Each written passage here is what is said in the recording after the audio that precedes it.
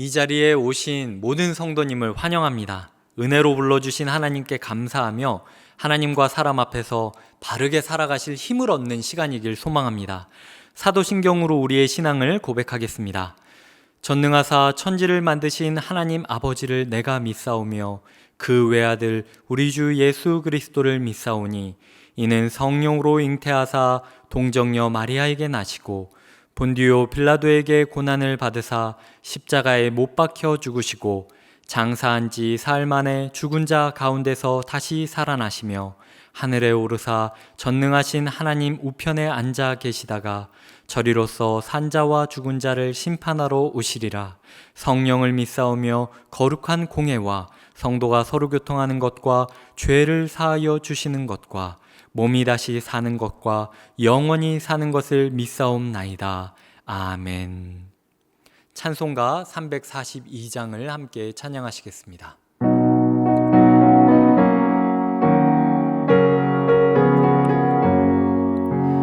너 시험을 당해 죄 짓지 말고 너 용기를 다해 곧 물리치라. 너 시험을 이겨 새 힘을 얻고 주 예수를 믿어 늘 승리하라. 우리 구주의 힘과 그의 위로를 빌라. 주님 내 편에 서서 항상 도우시리. 내 친구를 삼가 잘 선택하고 너 언행을 삼가 늘 조심하라. 너 열심을 다해 늘 충성하고 온 정성을 다해 주 봉사하라. 우리 구주의 힘과 그의 위로를 빌라. 주님 내 편에 서서 항상 도우시리. 잘 이기는 자는 상 받으리니 너 낙심치 말고 늘 전진하라. 내 구세주 예수 힘 주시리니 주 예수를 믿어 늘 승리하라. 우리 구주의 힘과 그의 위로를 빌라. 주님 내 편에 서서 항상 도우시리. 오늘 함께 나눌 하나님의 말씀은 출애굽기 22장 1절부터 15절입니다. 제가 봉독하겠습니다. 사람이 소나 양을 도둑질하여 잡거나 팔면 그는 소 한 마리에 소 5마리로 갚고 양 한 마리에 양 4마리로 갚을지니라. 도둑이 뚫고 들어오는 것을 보고 그를 쳐 죽이면 피 흘린 죄가 없으나 해 돋은 후에는 피 흘린 죄가 있으리라. 도둑은 반드시 배상할 것이나 배상할 것이 없으면 그 몸을 팔아 그 도둑질한 것을 배상할 것이요. 도둑질한 것이 살아 그의 손에 있으면 소나 나귀나 양을 막론하고 갑절을 배상할지니라. 사람이 밭에서나 포도원에서 짐승을 먹이다가 자기의 짐승을 놓아 남의 밭에서 먹게 하면 자기 밭에 가장 좋은 것과 자기 포도원에 가장 좋은 것으로 배상할지니라. 불이 나서 가시나무에 댕겨 낫갈이나 거두지 못한 곡식이나 밭을 태우면 불 놓은 자가 반드시 배상할지니라. 사람이 돈이나 물품을 이웃에게 맡겨 지키게 하였다가 그 이웃집에서 도둑을 맞았는데 그 도둑이 잡히면 갑절을 배상할 것이요. 도둑이 잡히지 아니하면 그 집 주인이 재판장 앞에 가서 자기가 그 이웃의 물품에 손댄 여부의 조사를 받을 것이며 어떤 잃은 물건 즉 소나 나귀나 양이나 의복이나 또는 다른 잃은 물건에 대하여 어떤 사람이 이르기를 이것이 그것이라 하면 양편이 재판장 앞에 나아갈 것이요 재판장이 죄 있다고 하는 자가 그 상대편에게 갑절을 배상할지니라. 사람이 나귀나 소나 양이나 다른 짐승을 이웃에게 맡겨 지키게 하였다가 죽거나 상하거나 끌려가도 본 사람이 없으면 두 사람 사이에 맡은 자가 이웃의 것에 손을 대지 아니하였다고 여호와께 맹세할 것이요 그 임자는 그대로 믿을 것이며 그 사람은 배상하지 아니하려니와 만일 자기에게서 도둑 맞았으면 그 임자에게 배상할 것이며 만일 찢겼으면 그것을 가져다가 증언할 것이요 그 찢긴 것에 대하여 배상하지 아니할지니라. 만일 이웃에게 빌려온 것이 그 임자가 함께 있지 아니할 때에 상하거나 죽으면 반드시 배상하려니와 그 임자가 그것과 함께 있었으면 배상하지 아니할지니라. 만일 새 낸 것이면 새로 족하니라. 아멘. 폭력으로 상대를 짓누르고 생명을 수단과 여흥으로 여기던 것이 그들이 있었던 이집트 사회였습니다. 하나님께서는 땅을 벅벅 긁어대면서 벽돌 재료를 모으던 노예들을 불러 내 백성이다라고 칭하실 뿐만 아니라 신의 산으로 데려가 주셔서 그들이 추구해야 될 인생의 지향점, 공동체의 지향점, 즉 예배라는 것을 알려주시고 그 예배가 삶에서 구현되기 위해선 무엇이 필요한지 십계명, 총론, 즉 다른 말로 치자면 헌법을 그들에게 주셨습니다. 그리고 이제 그 십계명이 삶의 예배가 이 땅 가운데 어떻게 이루어져야 하는지 강론들을 다루고 있는데 오늘은 그 중에서 손해배상에 대해서 살펴보겠습니다. 도둑질했을 때 소는 5배, 양은 4배로 갚아야 한다고 합니다. 당시 고대 유목민에게 있어서 가축이라는 것은 생존 수단, 생계 수단일 뿐만 아니라 운송 수단이었고 그 중에서도 소는 그들에게 노동 수단이기도 했습니다.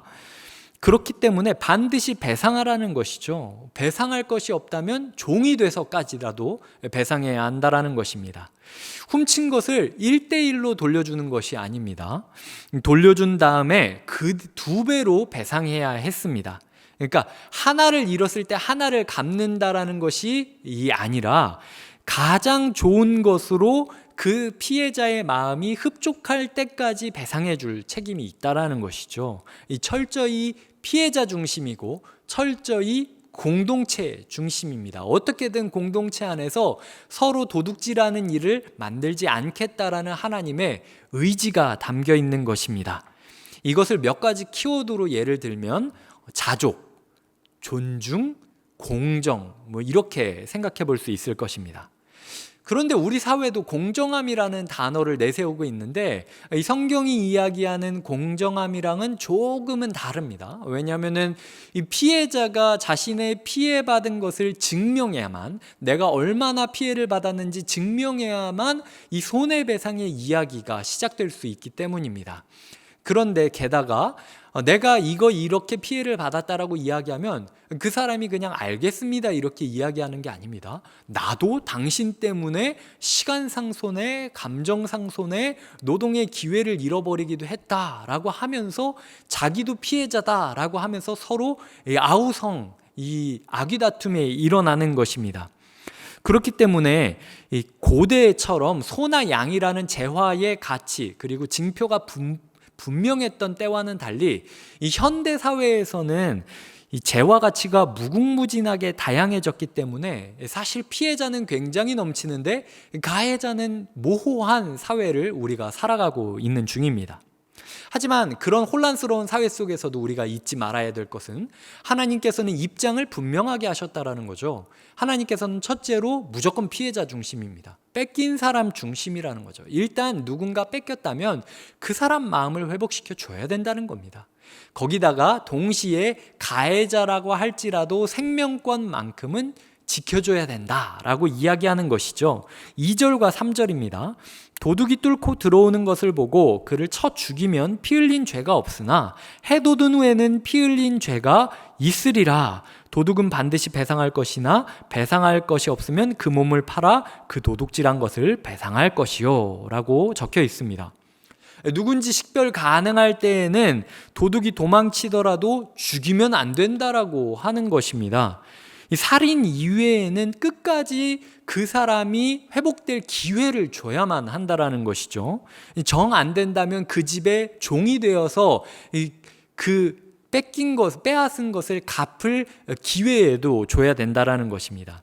21장 초반부에 보면 히브리 종들은 7년이 되면은 탕감 갖고 자유인이 되도록 규정이 있었습니다. 그리고 다른 본문에서 나중에 다뤄질 본문은 희년에 대한 본문인데, 이 정해진 때가 되면은 이스라엘의 모든 빚이 탕감되기도 했습니다. 그렇기 때문에 이스라엘 사회에서만큼은 누군가가 탐욕의 문제를 부렸을 때 그 사람이 회생 불가능한 상황에 놓이지 않도록 재활의 의지, 공정함으로 다시 한번 선택해 갈 수 있는 기회를 주는 것이 하나님 공동체였다라는 것이죠. 하나님께서는 이걸 갚고 안 갚고의 문제가 중요한 것보다 이 공동체가 생명을 존중하고 이 서로에게 다시 한번 기회를 줄 수 있는 공동체가 되기를 바라고 계셨다라는 것입니다. 이제 이거를 적용해 보겠습니다. 일단 기초적으로 도둑질은 무조건 하면 안 되죠. 이거는 기본입니다. 이 도둑질에 대해서는 철저히 피해자 중심에서 접근해야 한다고 하십니다. 그리고 5절은 가장 좋은 것으로 보상해 주라고 하고 있습니다.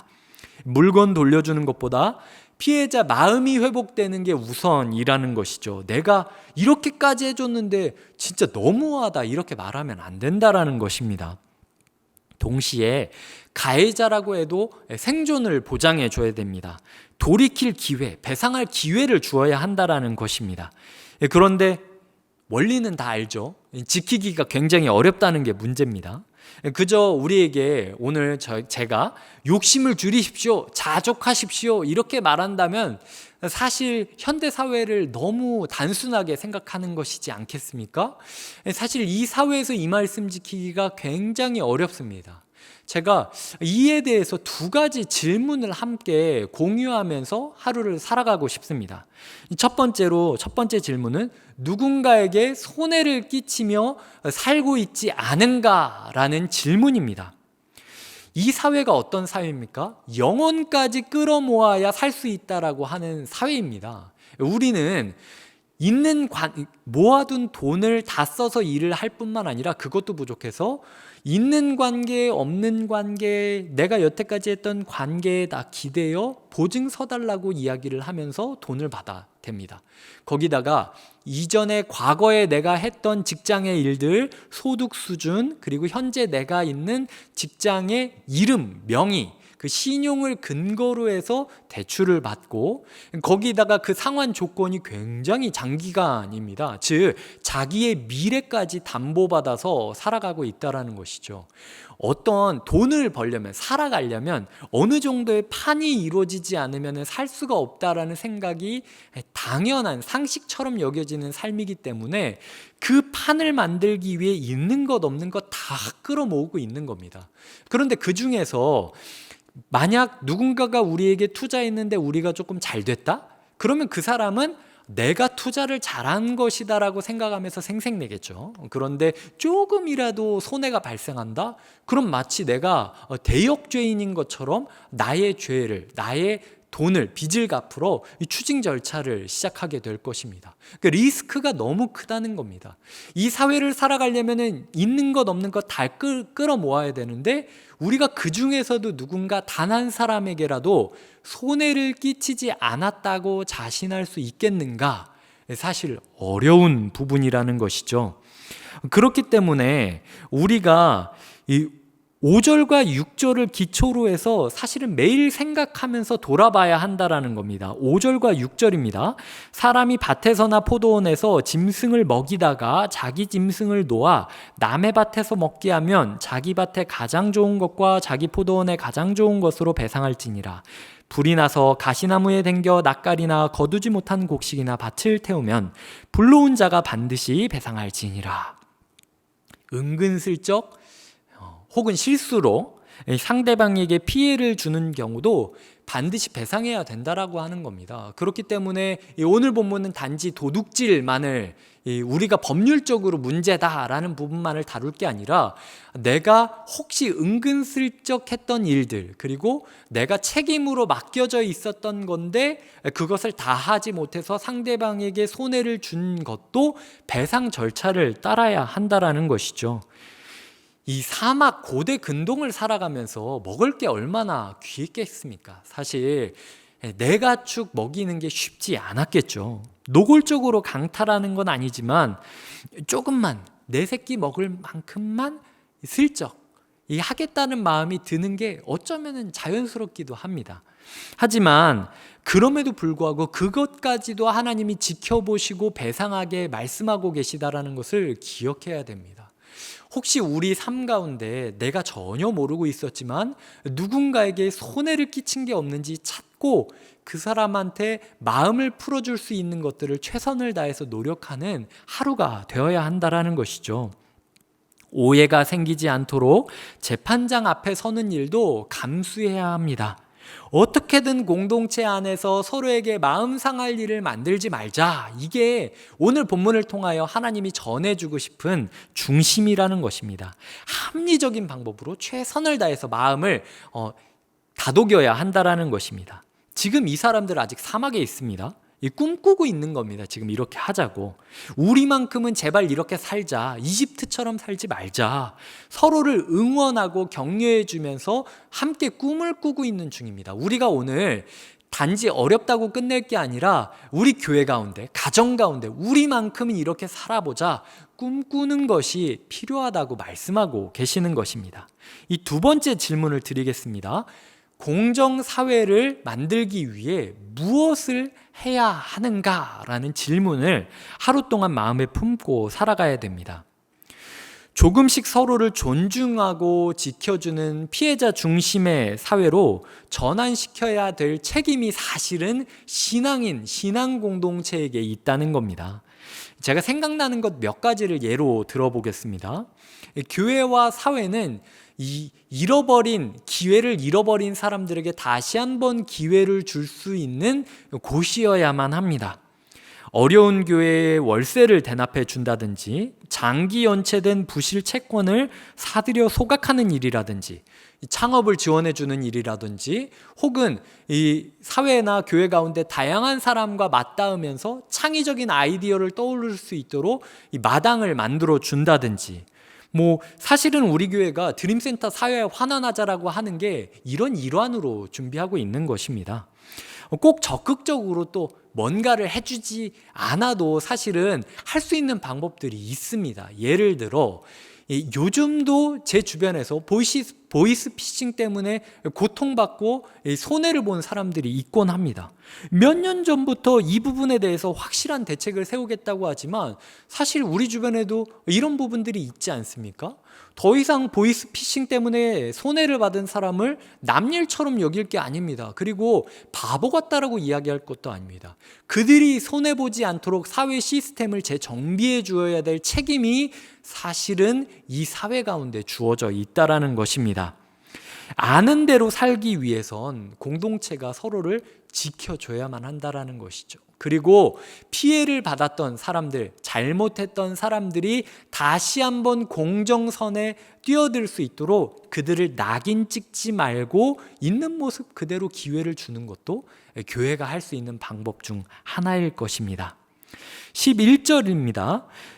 두 사람 사이에 맡은 자가 이웃의 것에 손을 대지 아니하였다고 여호와께 맹세할 것이요 그 임자는 그대로 믿을 것이며 그 사람은 배상하지 아니하려니와. 이것이 오늘 말씀의 결론입니다.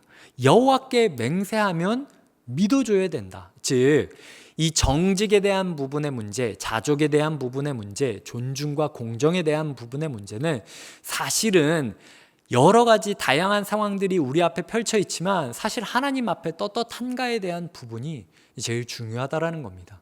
우리가 오늘 하루 하나님과 사람 앞에서 떳떳하게 살 수 있다면 그것으로 이 사회는 조금 더 나아질 수 있다고 말씀을 통해서 약속하고 계시는 것입니다. 오늘 우리가 이 사회 속에서 하나님 나라 백성답게 꿈 넘어 꿈, 그리고 새로운 나라, 새로운 공동체의 꿈을 꾸는 사람답게 자족하고 존중하고 공정할 수 있는가? 하나님께서는 오늘 우리에게 다시 한번 묻고 계십니다. 기도하시겠습니다.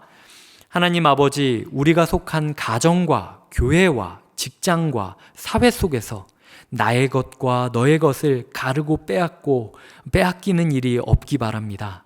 뺏은 자에게 넘치도록 처벌이 있고 빼앗긴 자에게 한없는 위로가 부어지며 그리고 기회가 없던 자가 다시 한번 기회를 얻어지는 하루가 되기를 원합니다. 혹시라도 우리가 누군가에게 피해를 끼치며 살고 있지 않나 돌아보게 하시고 한 명이라도 억울하게 빼앗기는 사람이 발생하지 않도록 한 마음이 되어 최선을 다해 이곳을 바꾸게 해주시옵소서. 하나님과 사람 앞에 당당하고 떳떳한 하루가 되기를 소망하며 예수님의 이름으로 기도드립니다. 아멘. 이 시간 주신 말씀을 생각하며 함께 기도하겠습니다.